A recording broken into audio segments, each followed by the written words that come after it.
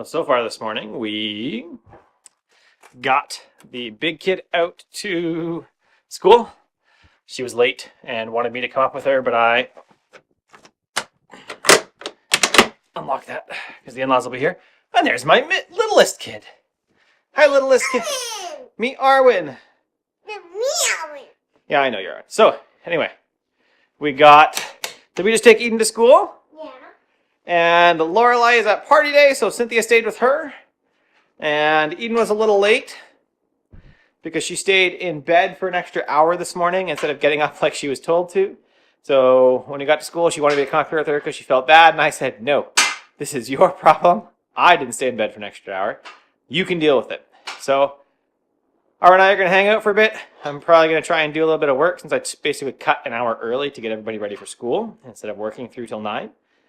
And my in-laws will be out here, I don't know, sometime ish. Maybe fairly soon, in which case I will dash back to writing or focus more on writing while they play with Arwen. And Cynthia will be back, I don't know, around 9:30 or something like that from party day. So let's get going. I'm going to clean the kitchen first, actually. Should we clean the kitchen? Yeah. Yeah, we should clean the kitchen.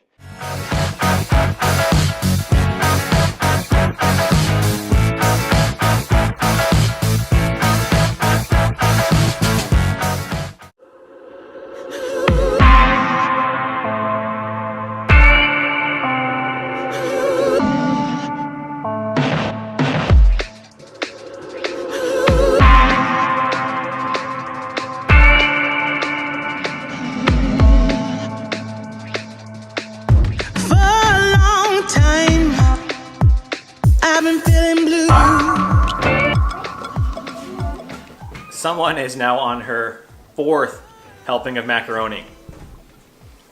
Right? Wave. She waves at us.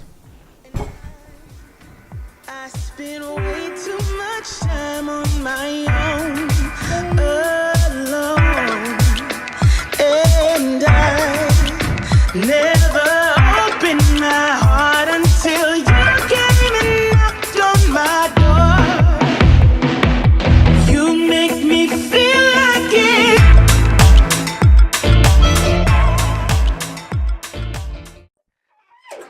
We're getting a kiss down there. So, unprompted question, Cynthia. Yeah. What do you think our job is as a parent towards our children? To raise adults that can function independently.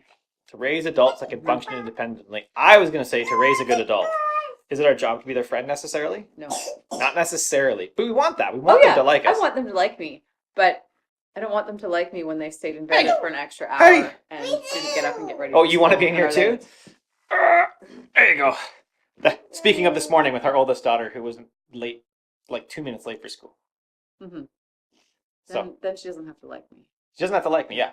So but she was also really helpful this morning. So that's a hard thing because she like braided her other sister's hair and she made her own, and she was generally pretty helpful. She just stayed in bed for an hour instead of getting up. So cool. Thanks for the unprompted question. Good answer. Yep, she had the correct answer, just so you know. That was me. Good to know we're on the same page. Oh, I say it is nice to know we're on the same page. Yeah. So let's take this from Leo Buddha at Zen Habits. That chunk right there. Don't hover. Let them fall sometimes. Parents these days tend to be overprotective, to be constantly trying to make sure every need is met, and to be afraid of the smallest fall. Nah, let them live. Let them have some independence. Let them go out and play without you. Let them fall down and scrape their knee. Let them fail at things. This is how they grow. Imagine if you sheltered kids from failure and pain and struggle their whole lives. They'd be totally unprepared for the adult world. I'm not saying you should never protect your kid, but the less you can do that without them dying, the better. Then help them cope with the failure or pain on their own, with you helping them to understand how they can do that. Be there for them, but only to the extent that you're helping them learn to do it on their own. That quote from Zen Habits, I think, is really crucial about letting your kids fall. Try to put that straight.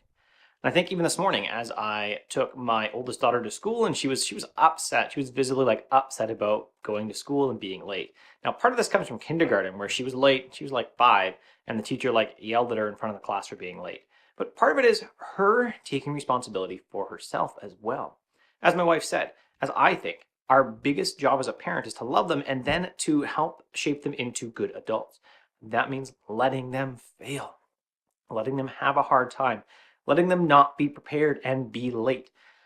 So one of the things we talked about with my daughter's teacher when she first started was homework. She's like, "Oh, we send stuff home sometime, and parents should help." And I was like, "No, no, homework is not my job. This is not my test to see if I can do the work. This is your test to see if she can do the work. So she needs to do it, and she needs to keep it organized. She needs to figure it out. I am not helping with homework."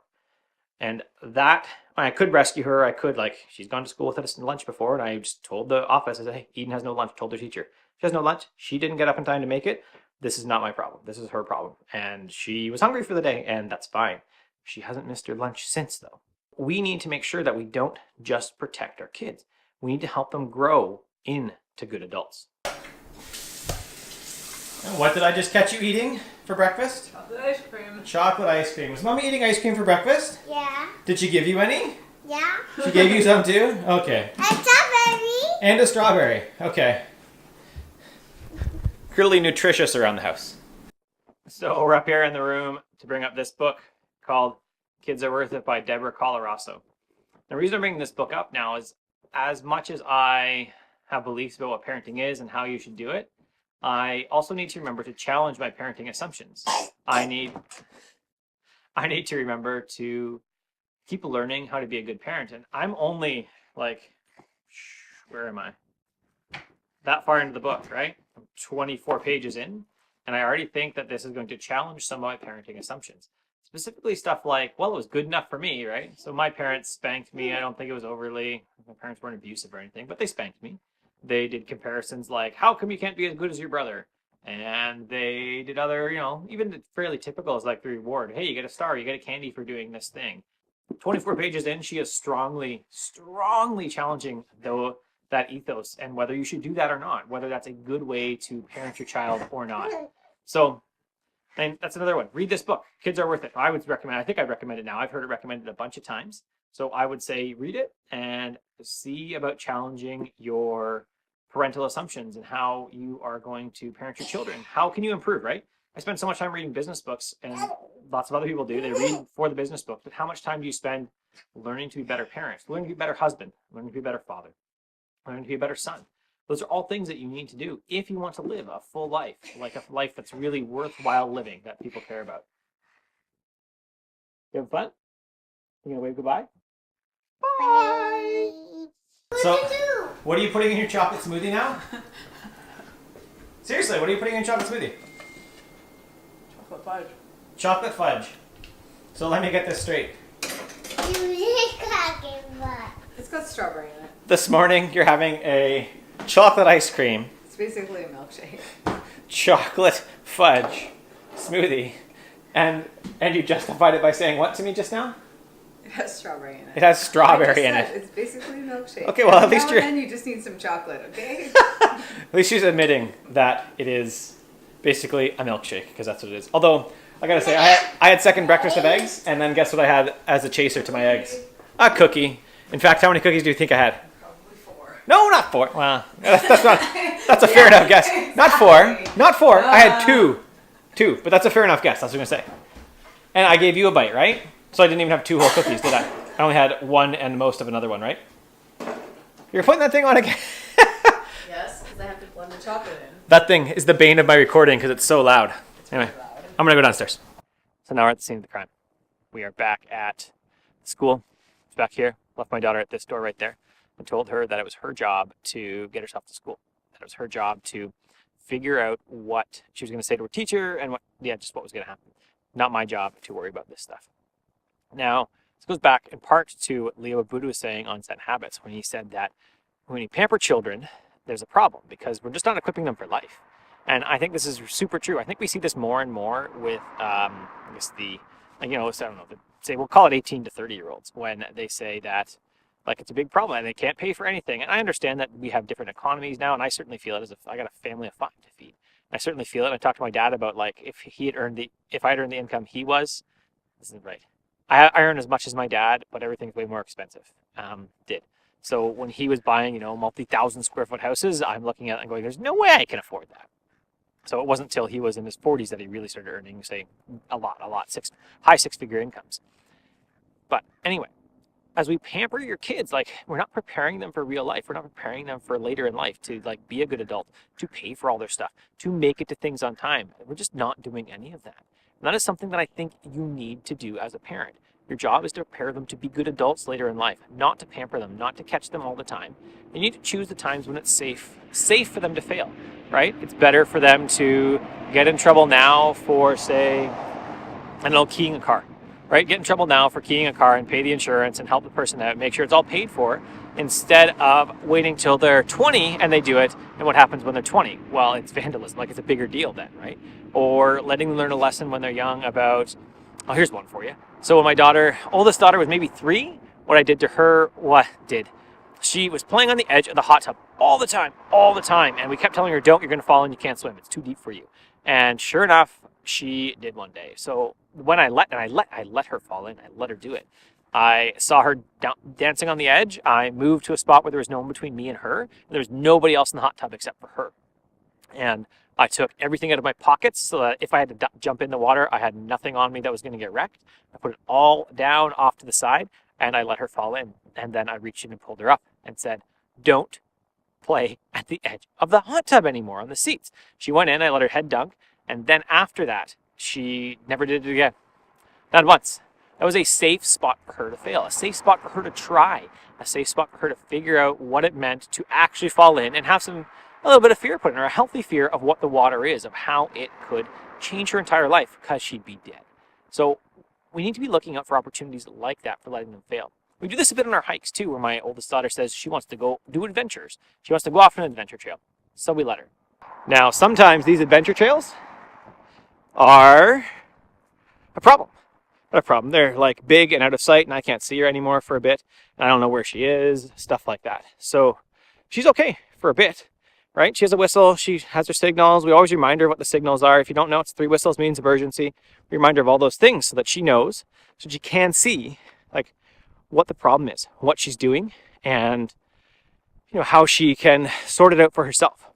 And she does this, and we let her regularly, right? A lot of the questions I ask her at the park when she says, can I do whatever, climb up this thing? I always say, I don't know, can you? I've had parents say, you can't let her do that. I was like, sure I can. What's the worst you can do? Break an arm? Breaking an arm is not a big deal. People can break an arm. It's not going to hurt you. So I guess that's some of my parenting advice. Let your children fail. Love them. Spend time with them.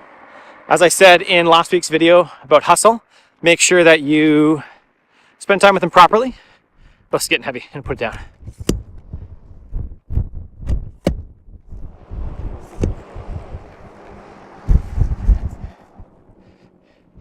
Like I said, make sure that you spend time with them appropriately. Make sure that you don't just hustle, that you actually do stuff with them to show them that you care, to show them that you love them, to be there for them, but don't just protect them with every ounce of your being.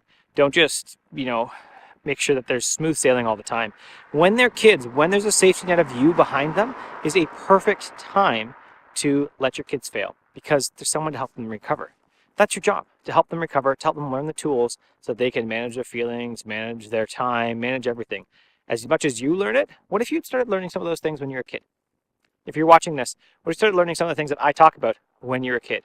You think your life would be better? So why aren't you teaching your kids that now? Why aren't you letting them fail? Why aren't you teaching them that if they don't get their homework in, that's their problem? It's not your problem, it's their problem. If you're looking for more reading, a great book to go on this is Boundaries by Dr. Henry McLeod. There'll be a link in the description below. Check that out. There'll be a link to last week's video where I talked about hustle and where it's not necessarily always all about hustle, that you should be looking at how you're spending time with the family in the midst of hustle. I am doing this, I'm doing a bit more hustle right now, right? I'll go back and do some more writing and do a bit more hustle. I'll do some hustle tonight as I edit the video on hustle. So hustle is good, but you got to remember to spend some time with your kids too. Thanks for watching. If you enjoyed today's video, you can make sure you don't miss any by subscribing below. Make sure you hit that little bell icon so you get notifications if you like notifications. Although I got to be honest, I hate them. If you'd like to support the channel, like to make sure that the videos keep coming, that the content keeps coming, you can support me on patreon.com/Curtis McHale. Have an awesome day.